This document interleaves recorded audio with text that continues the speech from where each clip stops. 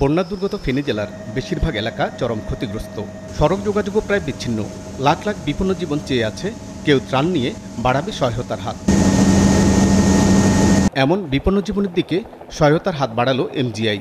দেশের শীর্ষ শিল্প গ্রুপটির অঙ্গ প্রতিষ্ঠান মেঘনা এভিয়েশনের হেলিকপ্টারে করে খাবার সহ ত্রাণ সামগ্রী নিয়ে পৌঁছে দিয়েছে ফুলগাজী, ছাগলনাইয়া এবং পরশুরাম থানার কয়েকটি স্থানে। ত্রাণ পেয়ে খুশি দুর্গতরা। মানুষে যা যা হোশিয়ালারা মুখ চাইছে বাবু, গরিব মানুষ আর মুখ চাই কোন উপজেলাত খালি একবারে 4টা খিচুড়ি দিছে আর দেন। এখানে যতক্ষণ আছে এতক্ষণ পেট ভরা খানা খাইছি। এলাকার স্বেচ্ছাসেবকরা জানান, একে তো বিদ্যুৎ নেই, মোবাইল নেটওয়ার্কও মিলেছে মাত্র 2-1টি জায়গায়। তাই যোগাযোগ বিচ্ছিন্নতার এই কঠিন সময়ে আকাশপথে ত্রাণ পৌঁছে দিয়ে জীবন বাঁচালো মেঘনা এভিয়েশন। মেঘনা গ্রুপে একটা হেলিকপ্টার দিয়ে আমাদের কিছু ত্রাণ দিয়ে গেছে, ওগুলো আমরা রিসিভ করে যারা বন্যা প্রভাবিত আছে তাদের মধ্যে বিতরণ করতেছি। আমরা পাইছি, সবকিছু পাইছি।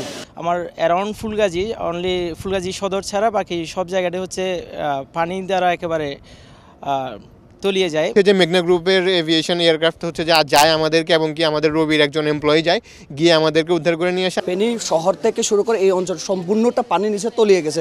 যোগাযোগ ব্যবস্থার ভালো নাই বিধায় অন্যান্য ঢাকা থেকে চট্টগ্রাম থেকে যে সকল ত্রাণের গাড়িগুলো আসছে এগুলো এদিকে পৌঁছাতে পারতেছে না। মেঘনা এভিয়েশনের কর্মকর্তারা জানান, এমজিআই চেয়ারম্যানের নির্দেশনায় যোগাযোগ বিচ্ছিন্ন এলাকায় ত্রাণ দেওয়া হচ্ছে নিজস্ব হেলিকপ্টারে করে। রিমোট এরিয়াগুলোতে যথাসম্ভব ত্রাণ সামগ্রী বিতরণ করে আসছি।